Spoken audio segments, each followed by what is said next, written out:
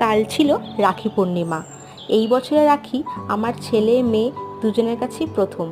ভগবানের কাছে আমার অশেষ ধন্যবাদ যে কোল জুড়ে আমাকে ছেলে মেয়ে দুজনকেই দিয়েছে। তাই জন্যে এরকম রাখি পূর্ণিমা, ভাইফোঁটা এবার থেকে আমাদের বাড়িতেও প্রতি বছর উদযাপন হবে। কালকে দিনটা আমরা খুব ভালোভাবে মজা করে আনন্দ করে কাটিয়েছি। এখানে দেখুন আমার মেয়ে তার দাদানকেও রাখি পরিয়ে দিচ্ছে, আমার শাশুড়ি মা আমার ছেলেকেও রাখি পরিয়েছে। বেশ খুব আনন্দর একটা পরিবেশ ছিল কালকে।